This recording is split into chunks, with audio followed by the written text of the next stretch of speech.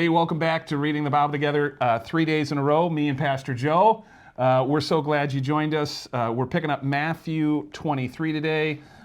There's a lot of woes going on, so Joe, I'm going to let you start first, and we'll see how it goes. I will start, and one of the things I always try to remind myself, and I talk to people when I'm leading Bible study, is all these chapters are connected, right? So we didn't get here. It's not like 23 just shows up in the middle of nothing, right? So Jesus, pay attention to what we talked about over the last 2 days, the things that Jesus is talking about, the interactions with the Pharisees, the Sadducees, and now he looks at them, and Matthew 23, Jesus said to the crowds and to his disciples, "The teachers of the law and the Pharisees, they sit in Moses' seat, so you must obey them and do everything they tell you.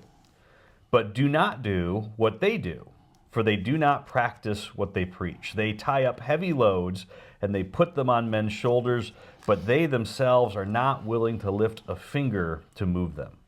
Everything they do is done for men to see. They make their phylacteries wide and the tassels on their garments long.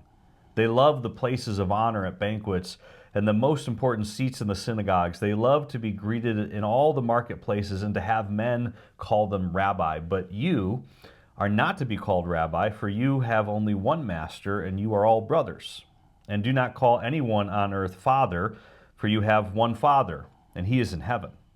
Nor are you to be called teacher, for you have one teacher, the Christ.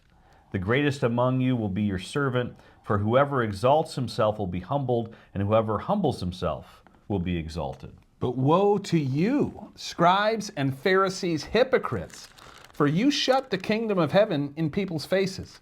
For you neither enter yourselves, nor allow those who would enter to go in. Woe to you, scribes and Pharisees, hypocrites, for you travel across sea and land to make a single proselyte. And when he becomes a proselyte, you make him twice as much a child of hell as yourselves. Woe to you, blind guides, who say, if anyone swears by the temple, it's nothing. But if anyone swears by the gold in the temple, he's bound by his oath. You blind fools, for which is greater, the gold or the temple that has made the gold sacred? And you say, if anyone swears by the altar, it's nothing. But if anyone swears by the gift that is on the altar, he's bound by his oath. You blind men, for which is greater, the gift or the altar that makes the gift sacred? So whoever swears by the altar swears by it and by everything on it. And whoever swears by the temple swears by it and by him who dwells in it. And whoever swears by heaven swears by the throne of God and by him who sits upon it. Woe to you, scribes and Pharisees, hypocrites, for you tithe mint and dill and cumin, and have neglected the weightier matters of the law, justice and mercy and faithfulness. These you ought to have been doing without neglecting the others. You blind guides, straining out a gnat and swallowing a camel. Woe to you, teachers of the law and Pharisees, you hypocrites! You clean the outside of the cup and the dish, but inside they were full of greed and self-indulgence. Blind Pharisee, first clean the inside of the cup and the dish, and then the outside also will be clean. Woe to you, teachers of the law and Pharisees, you hypocrites! You are like whitewashed tombs. You look beautiful on the outside, but on the inside are full of dead men's bones and everything that is unclean. In the same way, on the outside you appear to people as righteous, but on the inside you are full of hypocrisy and wickedness. Woe to you, teachers of the law and Pharisees, you hypocrites! You build tombs for the prophets, and you decorate the graves of the righteous, and you say, if we had lived in the days of our forefathers, we would not have taken part with them in the shedding of the blood of the prophets. And so you testify against yourselves that you are the descendants of those who murdered the prophets. Fill up, then, the measure of the sin of your forefathers. You snakes, you brood of vipers, how will you escape being condemned to hell? Therefore I am sending you prophets and wise men and teachers. Some of them you will kill and crucify. Others you will flog in your synagogues and pursue from town to town. And so upon you will come all the righteous blood that has been shed on earth, from the blood of the righteous Abel to the blood of Zechariah, son of Bechariah, whom you murdered between the temple and the altar. I tell you the truth, all this will come upon this generation. O Jerusalem, Jerusalem, the city that kills the prophets and stones those who are sent to it. How often would I have gathered your children together as a hen gathers her brood under her wings, and you would not. See, your house is left to you desolate. For I tell you, you will not see me again until you say, Blessed is he who comes in the name of the Lord. Wow. All right. Heavy chapter. Heavy chapter. A lot going on. Yeah.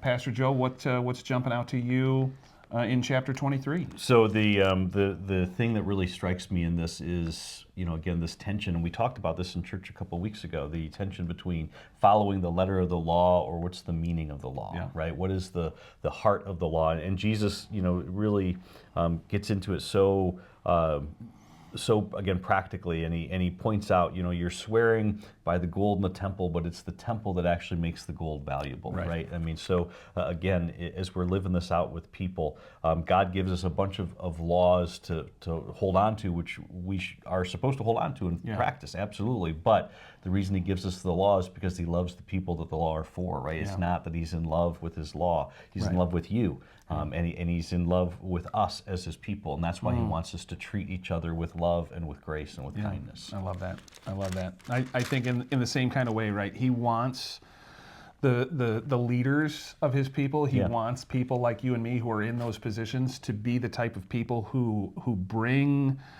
the people to God. That's right. Not who weigh them down. Absolutely. Right? Jesus is the one who makes the burden light. He's the one who's got the easy way, and so not to weigh people down, but to lift them up. And so, what's the meaning as you're digging into it with chapter 23 today? So one of the things you said, which has been a really a kind of a life principle for me, this idea that if you're put into a position of leadership, then that means you're the first to serve, right? That means your job is to actually make other people's jobs easier and bring more joy to what they do. And so for me, that reminder, because it's easy for all of us, right? If you get a little bit of position, a little bit of authority, it's easy to think that there's something about you, right, that deserves that. And that is just the exact opposite. And Jesus lays that so clearly. Any of us who've been given any authority or the opportunity to lead, our job is to serve those people that we're there to be with. I love that. And I think for me, the meaning that I'm looking at is just how much Jesus loves his people and all of the people, even the ones who reject him. He wants to save. He says, hey, I would bring you all in. That's right. if you let me. That's right. And so that desire, is that the desire of my heart, that those who are far away, am I going to bring them near to Jesus? And so Matthew 23, what are you going to do today? Wow. Well, I'm going to remind myself that today, as I go about the busyness of my week, Wednesdays are always super busy around here, and there's always things that are unexpected. And I don't know about you, but like my day, I have my entire day mapped out when I start a day. Like before my feet get out of my bed, I know exactly what my day is supposed to be. And Wednesdays, of all the days in the week, are the day where that can most easily be interrupted. And if I'm honest, I do not like to be taken off my schedule. And so that reminder that maybe God has an agenda that's different than I have for myself, but in that moment, I can love someone, I can serve someone the way Jesus has loved me. I love that. And I think for me, thinking about proper places, Jesus says the one who humbles himself, exalts himself will be humbled, and the one who humbles himself will be exalted. So my goal is to stay humble, right? To know who I am and to know who Jesus is and who he invites me to be. But what about you? What's sticking out to you in the text? What's going on? What does it mean to you in your faith in 2026? And then what are you going to do today? We'd love to see it in the comments. Feel free to chat with us in person or send us an email. But thanks for joining us. And Pastor Joe, we'll see you tomorrow. We'll see you tomorrow. Have a great day.